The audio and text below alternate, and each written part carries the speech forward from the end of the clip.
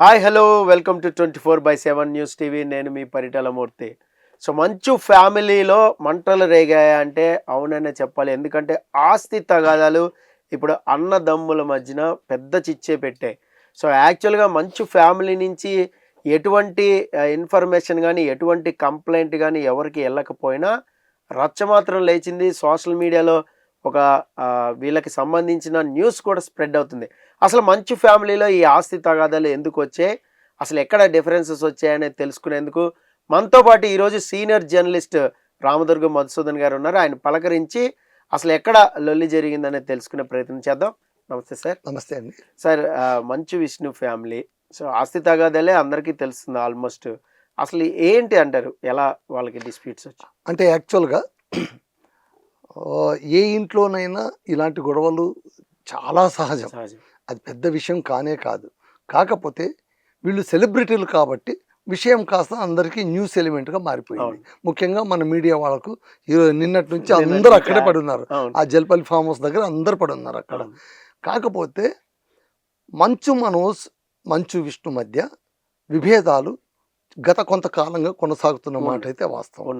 అవి ఖచ్చితంగా ఆస్తికి సంబంధించిన తగాదాలే. అవును. ప్లస్ ఆయన మ్యారేజ్ కూడా అదే ఆ మ్యారేజ్ మోహన్ బాబు గారికి ఇష్టం లేకపోవడం.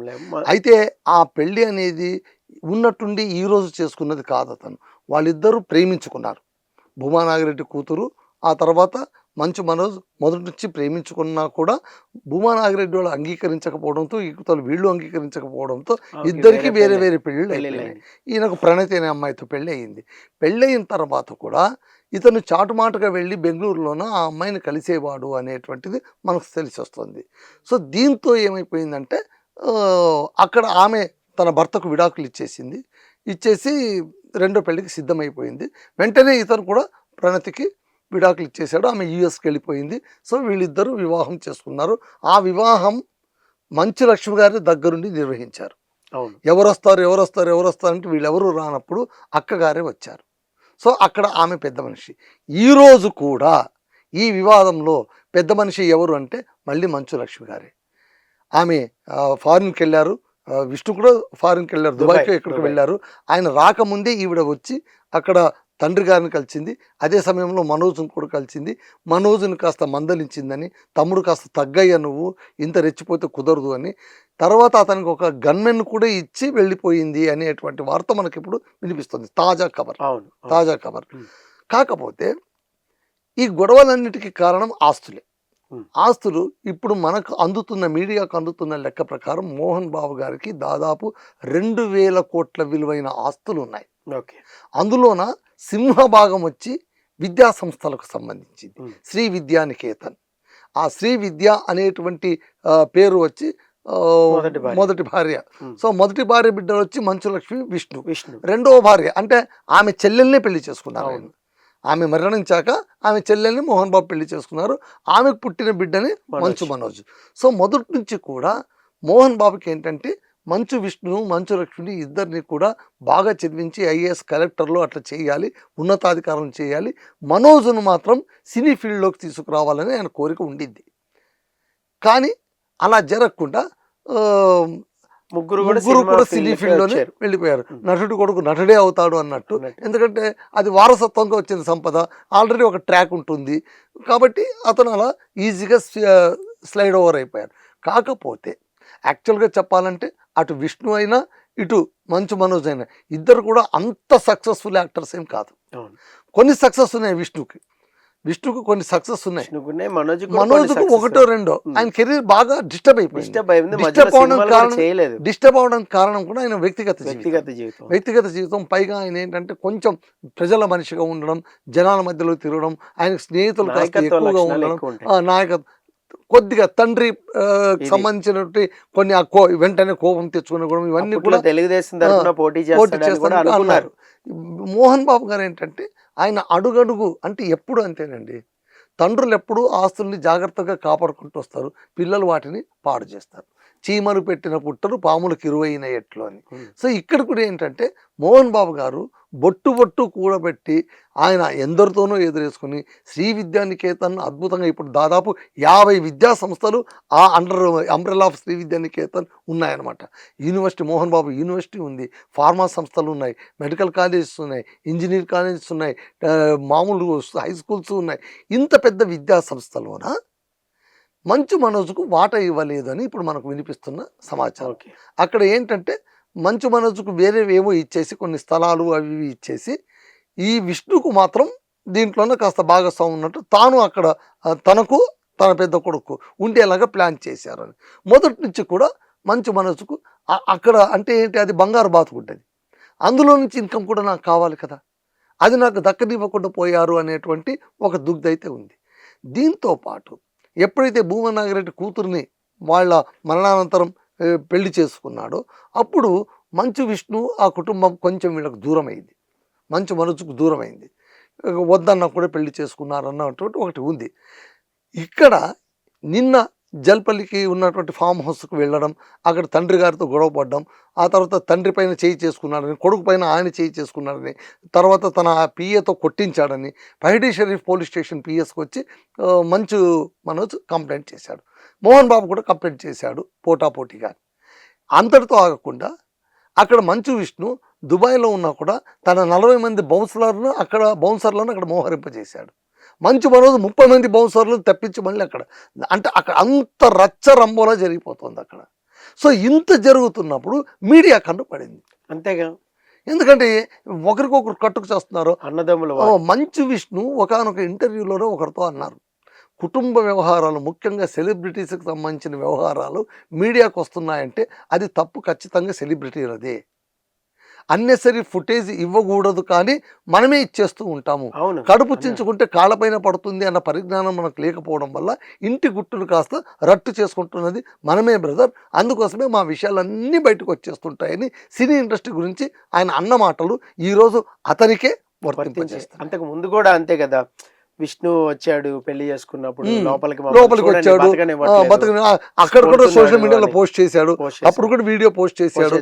మంచు మనోజ్ మొదటి నుంచి కూడా రెబలెంట్ గానే ఉన్నాడు, రెబలెంట్ గానే ఓపెన్ గానే ఉన్నాడు. చెప్పేది ఏంటంటే, కొంతమంది చెప్పేది ఏంటంటే మంచు విష్ణు బాధ్యతాయుతంగా ఉన్నాడు, హాయిగా పెళ్లి చేసుకున్నాడు, ఏ డిస్టర్బెన్సులు లేవు, 4 పిల్లల్ని కన్నాడు, ఆయనకుంటూ ఒక సంసారం ఉంది. సో మోహన్ బాబు గారికి చాలా ఇష్టడిగా మారిపోయాడు, కష్టపడి పని చేస్తాడు, పైసా చూసి ఖర్చు చేస్తాడు, ఎడాపెడా ఖర్చు చేసే మనిషి కాదు, కాబట్టి అతని పట్లనే మోహన్ బాబు మొగ్గు చూపుతున్నాడు అని మనకు అందుతున్న వార్తలు. మనోజ్ ఎలా అంటే కొంచెం రెబలెంట్గా పెరిగాడు, ఇష్టారీతిగా పెరిగాడు, చిన్న పిల్లవాడు కదా అని కాస్త గాలాబ్ చేసి ఉంటారు, కాబట్టి ఆయన తనకు ఏమి ఇష్టమవుతుందో ఆ పని చేసుకుంటూనే వచ్చాడు ఈనాడు కూడా. ఇప్పుడు కూడా మొన్నటి పెళ్లి దాకా కూడా మనోజ్ ఏంకి ఇష్టమో ఆ ఇష్టమే అక్కడ నెరవేరుతూ వచ్చింది. ఇప్పుడు ఇద్దరు కూడా ఇప్పుడు పోటాపోటీగా నిలబడి ఉన్నారు. ఇంకా మళ్ళీ మంచు విష్ణు రాలేదు, వచ్చిన తర్వాత ఏం జరుగుతుంది, మళ్ళీ ఇప్పుడు ఆమె లక్ష్మి వచ్చి ఏం చెప్పింది, మనోజ్తో ఏం మాట్లాడింది, ఈలోగా పోలీసులు అక్కడ వచ్చి నిలబడి ఉన్నారు, బయట ఉన్నటువంటి మంచు మనోజ్తో మాట్లాడారు అని కూడా ఇప్పుడు అందుతున్న వార్తలు. సార్ ఏం జరిగింది సార్, మీరు బౌన్సర్లు పిలిపించారట, మంచు విష్ణు కూడా బౌన్సర్లు పంపించారట, ఇక్కడ అంతా కాస్త ఉద్రిక్తంగా ఉంది, ఏం జరుగుతుందో మాకు తెలియదు అంటే హీ బ్రీఫ్ సంథింగ్ అని మాకు అర్థమవుతుంది. సో ఓవరాల్గా సినీ పెద్దలు కూడా కొంతమంది వచ్చారట, కానీ సినీ పరిశ్రమలో చాలా మంది వెయిట్ అండ్ సీగా ఉన్నారు, ఎందుకంటే ఇది వాళ్ళ పర్సనల్ విషయం, సినిమాకి సంబంధించిన ఇష్యూ కాదు. నేను అదే అడగబోతున్నాను, సినీ పెద్దలు దాసనారాయణరావు గారు ఉంటే ఇంతవరకు వచ్చి ఉండేది కాదేమో, ఆయన కూర్చుని పెట్టి పోనీ ఇప్పుడు పెద్దగా అనుకుంటున్నటువంటి చిరంజీవి వస్తాడంటే చిరంజీవికి మోహన్ బాబుకు మొదటి నుంచి పిల్లి ఎలుగుకున్నటువంటి వైరం. ఆయన అసలు అప్పుడు అవార్డు తీసుకున్న సందర్భంలో కూడా నిండు సభలోన అవమానం పాలు చేశాడు. మొదటి నుంచి కూడా కొంచెం అహంకారపూరితమైన మాటలు మాట్లాడడంలో మోహన్ బాబును కొట్టేవాళ్లే లేరు.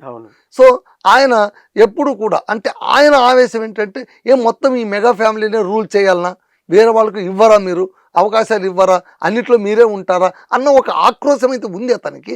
కానీ ఏది సరైన వేదిక, ఎక్కడ మనం మాట్లాడాలి, ఎక్కడ మనం మాట్లాడకూడదు, కాస్త వివేచన ఉండాలి. ఒకసారి ఏఎన్ఆర్కి సంబంధించినటువంటి కార్యక్రమంలో ఏఎన్ఆర్ బతికున్న సమయంలోనే ఆయనతో అన్నాడు, ఏమని, అన్నపూర్ణమ్మ గారు నా నటన చాలా బాగుంది మీ నటన కంటే అని అనేవారంటే ఏనారు అన్నాడు. పాపం పిచ్చివాడు కాకపోతే ఇప్పుడు అన్నపూర్ణమ్మ గారు లేరు కాబట్టి లేని సాక్ష్యాన్ని ఎక్కడి నుంచి తీసుకున్నాను. ఆయనకే నటన వచ్చు, నాకు రాదు. ఏముంది ఇక్కడ? అమాయకుడు మోహన్ బాబు, నాకు దగ్గరవాడు కాబట్టి అంటున్నాను. అమాయకుడు, కొంచెం పొగిడితే పొంగిపోతాడు, ఏం మాట్లాడాలో తెలియదు అని ఆ మాట అయితే అన్నాడు. సో ఈ విధంగా మోహన్ బాబు ఒక రకంగా కొంచెం బోళాశంకర్, భక్తవత్సల నాయుడు సినీ పరిశ్రమలో వచ్చి మోహన్ బాబుగా ఎదిగి అంచెలంచెలుగా ఎదిగాడు.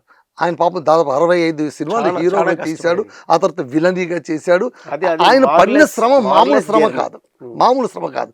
కాబట్టి ఈరోజు మంచు మనోజ్ కావచ్చు, మంచు విష్ణు కావచ్చు, వీళ్ళిద్దరూ కొట్లాడుకుంటున్నటువంటి ఆస్తి వాళ్ళు సంపాదించింది ఏమి కాదు, వాళ్ళ నాన్నగారు సంపాదించిన ఆస్తి. కాస్త కంపోజర్గా ఉండాలి.